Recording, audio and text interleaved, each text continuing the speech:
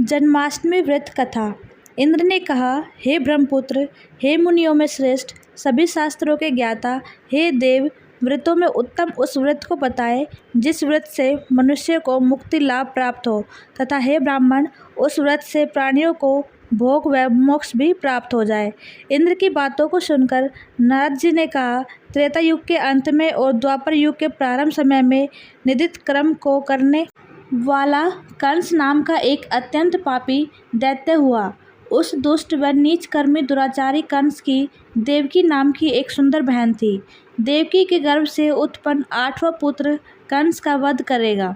नारद जी की बातें सुनकर इंद्र ने कहा, हे महात्मे, उस दुराचारी कंस की कथा का विस्तार पूर्वक वर्णन कीजिए। क्या यह संभव है कि देवकी के गर्भ से उत्पन्न 8वां पुत्र अपने मामा कंस की हत्या करेगा? इंद्र की संदेह भरी बातों को सुनकर नारद जी ने कहा, हे अदिति पुत्र इंद्र, एक समय की बात है, उस दुष्ट कंस ने एक ज्योतिषी से पूछा कि ब्राह्मणों में श्रेष्ठ ज्योतिवृद्ध मेरी मृत्यु किस प्रकार और किसके द्वारा होगी। ज्योतिषी बोले, हे दानवों में श्रेष्ठ कंस, वसुदेव की धर्मपत्नी देवकी, जो वाक्पटु है और आपकी बहन भी है, उसी के गर्भ से उत्पन्न उसका 8वां पुत्र, जो कि शत्रुओं को भी पराजित कर इस संसार में कृष्ण के नाम से विख्यात होगा, वही एक समय सूर्योदय काल में आपका वध करेगा। ज्योतिषी की बातें सुनकर कंस ने कहा, हे देवज, बुद्धिमानों में अग्रण्य, अब आप यह बताएं कि देवकी का 8वां पुत्र किस मास में किस दिन मेरा वध करेगा। ज्योतिषी बोले, हे महाराज, माघ मास की शुक्ल पक्ष की तिथि को 16 कलाओं से पूर्ण श्री कृष्ण से आपका युद्ध होगा। उसी युद्ध में वे आपका वध करेंगे। इसलिए हे महाराज, आप अपनी रक्षा यत्न पूर्वक करें।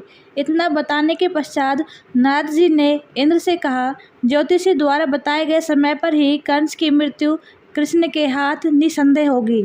तब इंद्र ने कहा, हे मुनि, उस दुराचारी कंस की कथा का वर्णन कीजिए और बताइए कि कृष्ण का जन्म कैसे होगा तथा कंस की मृत्यु कृष्ण द्वारा किस प्रकार होगी। इंद्र की बातों को सुनकर नारद जी ने पुनः कहना प्रारंभ किया। उस दुराचारी कंस ने अपने एक द्वारपाल से कहा, मेरी इस प्राणों से प्रिय बहन की पूर्ण सुरक्षा करना। द्वारपाल ने कहा, ऐसा ही होगा। कंस के जाने के पश्चात उसकी छोटी बहन दुखित होते हुए जल लेने के बहाने घड़ा लेकर तालाब पर गई। उस तालाब के किनारे एक घनघोर वृक्ष के नीचे बैठकर देवकी रोने लगी। उसी समय एक सुंदर स्त्री जिसका नाम यशोदा था, उसने आकर देवकी से प्रिय वाणी में कहा, हे कांते, इस प्रकार तुम क्यों विलाप कर रही हो? अपने रोने का कारण मुझसे बताओ। तब दुखित देवकी ने यशोदा से कहा, हे बहन, नीच कर्मों में आसक्त दुराचारी मेरा ज्येष्ठ भ्राता कंस है। उस दुष्ट भ्राता ने मेरे कई पुत्रों का वध कर दिया है। इस समय मेरे गर्भ में 8वां पुत्र है, वह इसका भी वध कर डालेगा। इस बात में किसी प्रकार का संशय या संदेह नहीं है, क्योंकि मेरे ज्येष्ठ भ्राता को यह भय है कि मेरे अष्टम पुत्र से उसकी मृत्यु अवश्य होगी। देवकी की बातें सुनकर यशोदा ने कहा, हे बहन, विलाप मत करो, मैं भी गर्भवती हूँ। यदि मुझे कन्या हुई तो तुम अपने पुत्र के बदले उस कन्या को ले लेना। इस प्रकार तुम्हारा पुत्र कंस के हाथों मारा नहीं जाएगा। तदनंतर कंस ने अपने द्वारपाल से पूछा, देवकी कहाँ है? इस समय वह दिखाई नहीं दे रही है। तब द्वारपाल ने कंस से नम्र वाणी में कहा, हे महाराज, आपकी बहन जल लेने तालाब पर गई हुई है। यह सुनते ही कंस क्रोधित हो उठा और उसने द्वारपाल को उसी स्थान पर जाने को कहा जहाँ वह गई हुई है। द्वारपाल की दृष्टि तालाब के पास देवकी पर पड़ी। तब उसने कहा कि आप किस कारण से यहाँ आई है? उसकी बातें सुनकर देवकी ने कहा कि मेरे गृह में जल नहीं था, जिसे लेने मैं जलाशय पर आई हूँ। इसके पश्चात देवकी अपने गृह की ओर चली गई। कंस ने पुनः द्वारपाल से कहा कि इस गृह में मेरी बहन की तुम पूर्णतः रक्षा करो। अब कंस को इतना भय लगने लगा कि गृह के भीतर दरवाजों में विशाल ताले बंद करवा दिए और दरवाजे के बाहर दैत्यों और राक्षसों को पहरेदारी के लिए नियुक्त कर दिया। कंस हर प्रकार से अपने प्राणों को बचाने के प्रयास कर रहा था। एक समय सिंह राशि के सूर्य में आकाशमंडल में जलाधारी मेघों ने अपना प्रभुत्व स्थापित किया। भादो मास की कृष्ण पक्ष की अष्टमी तिथि को घनघोर अर्धरात्रि थी। उस समय चंद्रमा भी वृष राशि में था। रोहिणी नक्षत्र बुधवार के दिन सौभाग्य योग से संयुक्त चंद्रमा के आधी रात में उदय होने पर आधी रात के उत्तर एक घड़ी जब हो जाए तो श्रुति स्मृति पुराणोक्त फल निसंदेह प्राप्त होता है। इस प्रकार बताते हुए नारद जी ने इंद्र से कहा, ऐसे विजय नामक शुभ मुहूर्त में श्री कृष्ण का जन्म हुआ और श्री कृष्ण के प्रभाव से ही उसी क्षण बंदी गृह के दरवाजे स्वयं खुल गए। द्वार पर पहरा देने वाले पहरेदार राक्षस सभी मूर्छित हो गए। देवकी ने उसी क्षण अपने पति वसुदेव से कहा, हे स्वामी, आप निंद्रा का त्याग करें और मेरे इस अष्टम पुत्र को गोकुल में ले जाए। वहाँ इस पुत्र को नंदगोप की धर्मपत्नी यशोदा को दे दे। उस समय यमुना जी पूर्ण रूप से बाढ़ग्रस्त थी, किंतु जब वसुदेव जी बालक कृष्ण को सूप में लेकर यमुना जी को पार करने के लिए उतरे, उसी क्षण बालक के चरणों का स्पर्श होते ही यमुना जी अपने पूर्व स्थिर रूप में आ गई।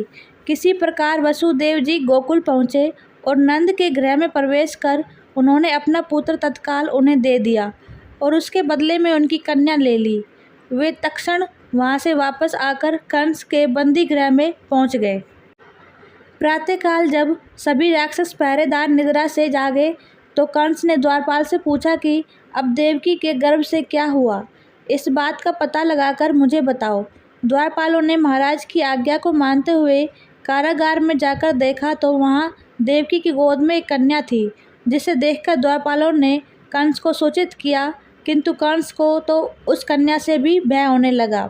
अतः वह स्वयं कारागार में गया और उसने देवकी की गोद से कन्या को झपट लिया और उसे एक पत्थर की चट्टान पर पटक दिया, किंतु वह कन्या विष्णु की माया से आकाश की ओर चली गई और अंतरिक्ष में जाकर विद्युत के रूप में परिणत हो गई। उसने कंस से कहा कि हे दुष्ट, तुझे मारने वाला गोकुल में नंद के गृह में उत्पन्न हो चुका है और उसी से तेरी मृत्यु सुनिश्चित है। मेरा नाम तो वैष्णवी है, मैं संसार के कर्ता भगवान विष्णु की माया से उत्पन्न हुई हूँ। इतना कहकर वह स्वर्ग की ओर चली गई। उस आकाशवाणी को सुनकर कंस क्रोधित हो उठा।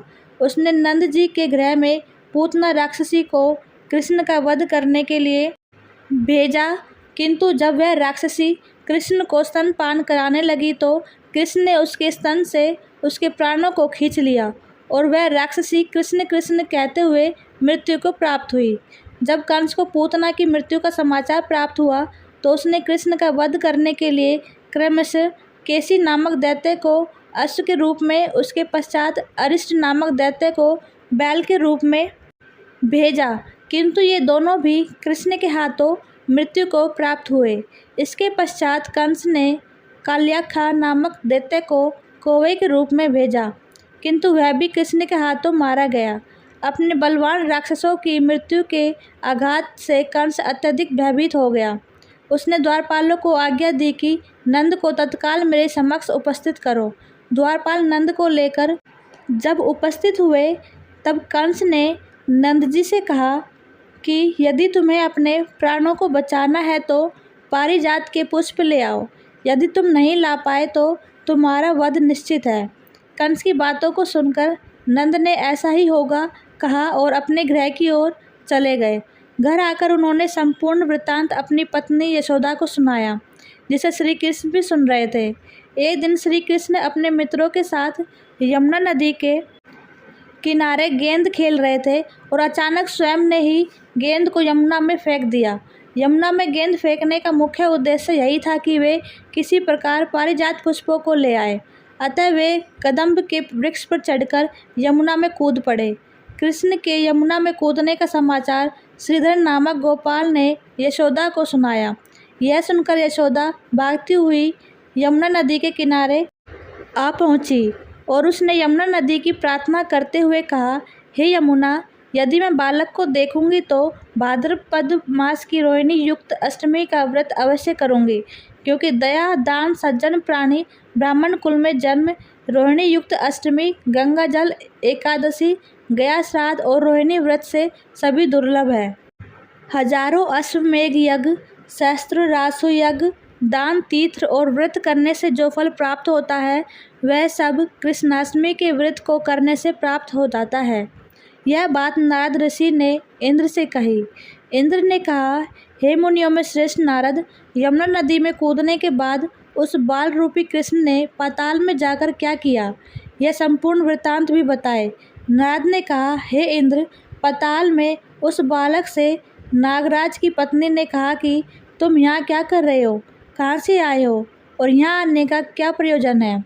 नागपत्नी बोली, हे कृष्ण, क्या तूने ध्रुत क्रीड़ा की है जिसमें अपना समस्त धन हार गया है? यदि यह बात ठीक है तो कंकड़, मुकुट और मणियों का हार लेकर अपने गृह में चले जाओ, क्योंकि इस समय मेरे स्वामी शयन कर रहे हैं। यदि वे उठ गए तो वे तुम्हारा भक्षण कर जाएंगे। नागपत्नी की बातें सुनकर कृष्ण ने कहा, हे कांते, मैं किस प्रयोजन से यहाँ आया हूँ वह वृत्तांत मैं तुम्हें बताता हूँ। समझ लो, मैं कालिया नाग के मस्तक को कंस के साथ ध्रुत में हार चुका हूँ और वही लेने मैं यहाँ आया हूँ। बालक कृष्ण की इस बात को सुनकर नागपत्नी अत्यंत क्रोधित हो उठी और अपने सोए हुए पति को उठाते हुए उसने कहा, हे स्वामी, आपके घर यह शत्रु आया है, अतः आप इसका हनन कीजिए। अपनी स्वामिनी की बातों को सुनकर कालिया नाग निद्रावस्था से जाग पड़ा और बालक कृष्ण से युद्ध करने लगा। इस युद्ध में कृष्ण को मूर्छा आ गई। उसी मूर्छा को दूर करने के लिए उन्होंने गरुड़ का स्मरण किया। स्मरण होते ही गरुड़ वहां आ गए। श्री कृष्ण अब गरुड़ पर चढ़कर कालिया नाग से युद्ध करने लगे और उन्होंने कालिया नाग को युद्ध में पराजित कर दिया। अब कालिया नाग ने भली भांति जान लिया था कि मैं जिनसे युद्ध कर रहा हूँ वह भगवान विष्णु के अवतार श्री कृष्ण ही है। अतः उन्होंने कृष्ण के चरणों में साष्टांग प्रणाम किया और पारिजात से उत्पन्न बहुत से पुष्पों को मुकुट में रखकर कृष्ण को भेंट किया। जब कृष्ण चलने को हुए तब कालिया नाग की पत्नी ने कहा कि हे स्वामी, मैं कृष्ण को नहीं जान पाई। हे जनार्दन, मंत्र रहित, क्रिया रहित, भक्ति भाव रहित मेरी रक्षा कीजिए। हे प्रभु, मेरे स्वामी मुझे वापस दे दे। तब श्री कृष्ण ने कहा, हे सर्पणी, दैत्यों में जो सबसे बलवान है उस कंस के सामने मैं तेरे पति को ले जाकर छोड़ दूंगा, अन्यथा तुम अपने गृह को चली जाओ।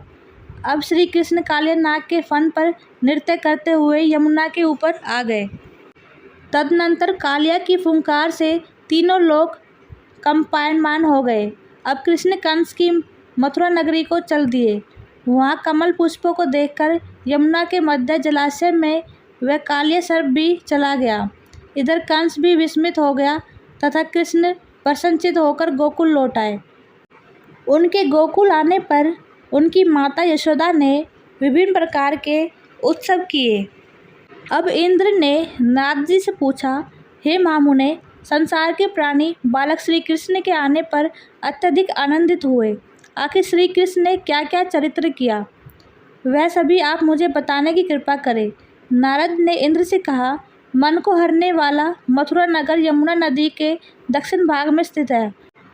वहाँ कंस का महाबलशाही भाई चाणूर रहता था। उस चाणूर से श्री कृष्ण के मल्लयुद्ध की घोषणा की गई।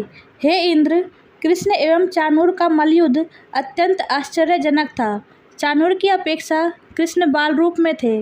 भेरी, शंख और मृदंग के शब्दों के साथ कंस और केसी इस युद्ध को मथुरा की जनसभा के मध्य में देख रहे थे। श्री कृष्ण ने अपने पैरों को चाणूर के गले में फंसाकर उसका वध कर दिया। चाणूर की मृत्यु के पश्चात उनका मल्लयुद्ध केसी के साथ हुआ। अंत में केसी भी युद्ध में कृष्ण के द्वारा मारा गया। केसी के मृत्युपरांत मल्लयुद्ध देख रहे सभी प्राणी श्री कृष्ण की जय जयकार करने लगे। बालक कृष्ण द्वारा चाणूर और केसी का वध होना कंस के लिए अत्यंत हृदय विदारक था। अतः उसने सैनिकों को बुलाकर उन्हें आज्ञा दी कि तुम सभी अस्त्र शस्त्रों से सुसज्जित होकर कृष्ण से युद्ध करो। हे इंद्र, उसी क्षण श्री कृष्ण ने गरुड़, बलराम तथा सुदर्शन चक्र का ध्यान किया, जिसके परिणाम स्वरूप बलदेव जी सुदर्शन चक्र लेकर गरुड़ पर आरूढ़ होकर आए। उन्हें आता देख बालक कृष्ण ने सुदर्शन चक्र को उनसे लेकर स्वयं गरुड़ की पीठ पर बैठकर न जाने कितने ही राक्षसों और दैत्यों का वध कर दिया, कितनों के शरीर अंग भंग कर दिए। इस युद्ध में श्री कृष्ण और बलदेव ने असंख्य दैत्यों का वध किया। बलराम जी ने अपने आयुध शस्त्र हल से और कृष्ण ने सुदर्शन चक्र से माघ मास की शुक्ल पक्ष की सप्तमी को विशाल दैत्यों के समूह का सर्वनाश किया। जब अंत में केवल दुराचारी कंस ही बच गया तो कृष्ण ने कहा, हे दुष्ट, अधर्मी, दुराचारी, अब मैं इस महायुद्ध स्थल पर तुझसे युद्ध कर तथा तेरा वध कर इस संसार को तुझसे मुक्त कराऊंगा। यह कहते हुए श्री कृष्ण ने उसके केशों को पकड़ लिया और कंस को घुमाकर पृथ्वी पर पटक दिया, जिससे वह मृत्यु को प्राप्त हुआ। कंस के मरने पर देवताओं ने शंख घोष व पुष्प वृष्टि की। वहां उपस्थित समुदाय श्री कृष्ण की जय जयकार कर रहा था। कंस की मृत्यु पर नंद, देवकी, वसुदेव, यशोदा और इस संसार के सभी प्राणियों ने हर्ष पर्व मनाया। जो भी प्राणी इस कथा को पढ़ता या सुनता है उसके जीवन के सभी कष्टों का निवारण होता है और श्री कृष्ण उनको अपना आशीर्वाद देते हैं। जो भी कृष्ण का सच्चा भक्त है वह मेरे चैनल को सब्सक्राइब करके कमेंट में लिखे जय श्री कृष्ण। देखने के लिए आपका बहुत बहुत धन्यवाद।